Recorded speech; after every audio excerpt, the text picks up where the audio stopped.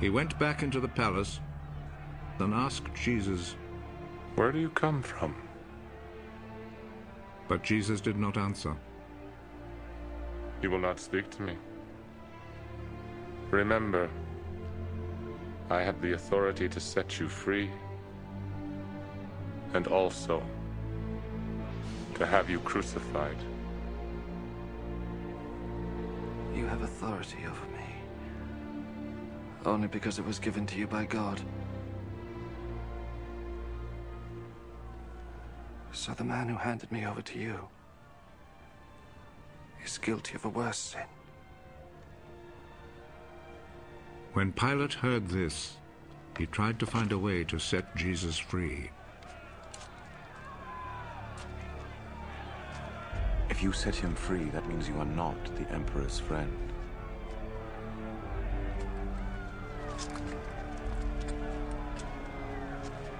Anyone who claims to be a king is a rebel against the Emperor.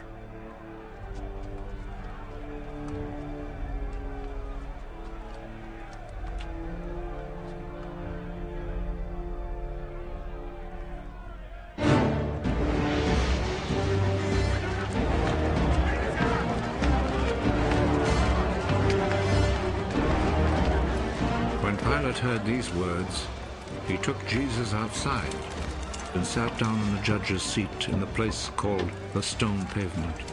In Hebrew, the name is Gabbatha.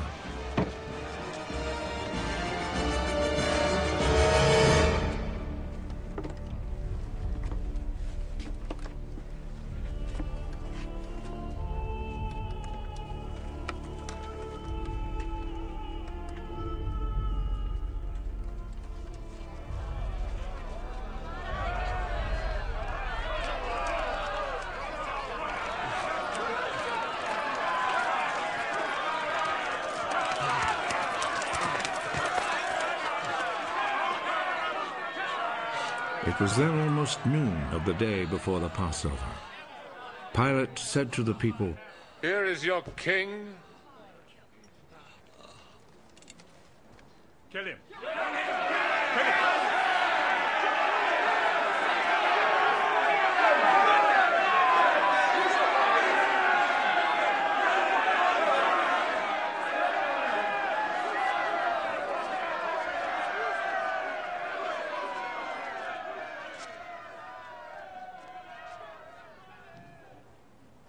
Do you want me to crucify your king?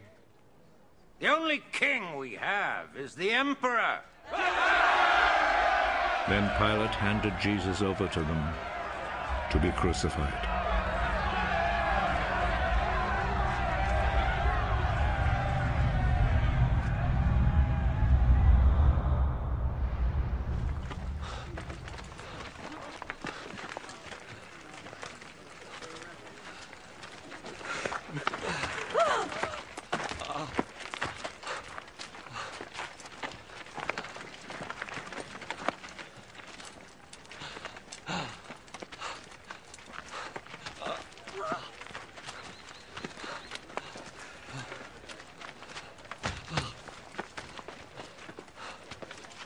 So they took charge of Jesus.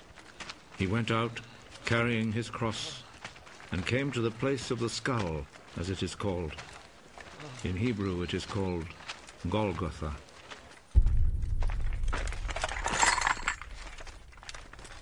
There they crucified him, and they also crucified two other men, one on each side, with Jesus between them.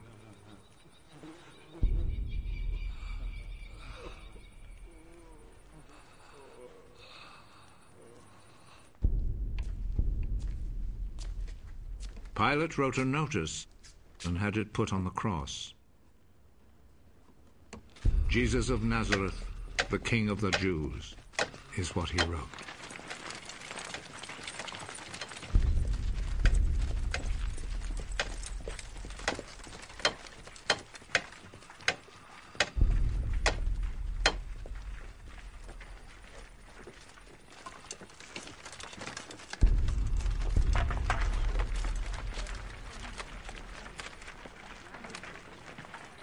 Many people read it, because the place where Jesus was crucified was not far from the city.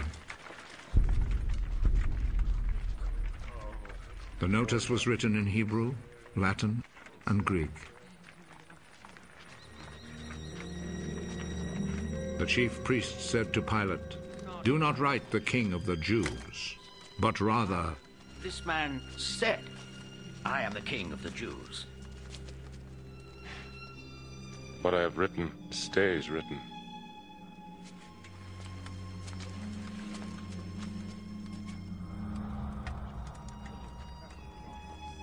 After the soldiers had crucified Jesus, they took his clothes and divided them into 4 parts, 1 part for each soldier. They also took the robe, which was made of 1 piece of woven cloth without any seams in it. The soldiers said to one another, "Let's not tear it. Let's throw dice to see who will get it." This happened in order to make the scripture come true. They divided my clothes among themselves and gambled for my robe. And this is what the soldiers did. Standing close to Jesus' cross were his mother's sister, Mary, the wife of Clopas, and Mary Magdalene. Jesus saw his mother and the disciple he loved standing there. He is your son. Then he said to the disciple, She is your mother. From that time, the disciple took her to live in his home. Jesus knew that by now everything had been completed. And in order to make the scripture come true, he said,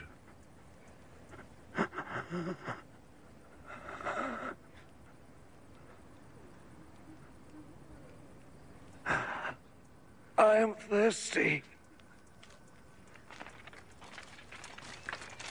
A bowl was there, full of cheap wine. So a sponge was soaked in the wine, put on a stalk of hyssop, and lifted up to his lips.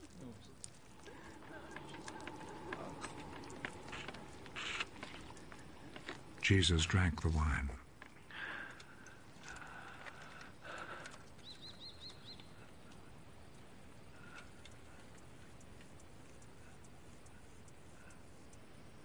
It is finished. Then he bowed his head and gave up his spirit.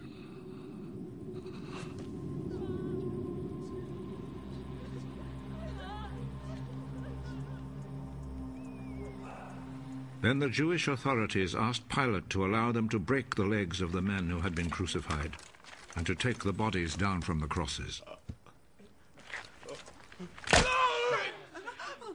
They requested this because it was Friday, and they did not want the bodies to stay on the crosses on the Sabbath, since the coming Sabbath was especially holy.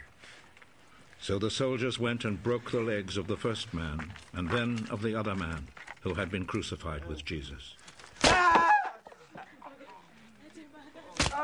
But when they came to Jesus, they saw that he was already dead, so they did not break his legs. One of the soldiers, however, plunged his spear into Jesus' side.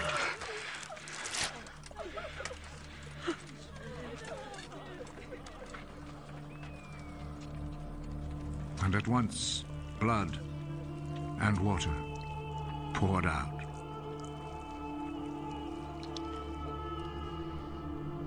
The one who saw this happen has spoken of it, so that you may also believe. What he said is true, and he knows that he speaks the truth. This was done to make the scripture come true. Not one of his bones will be broken.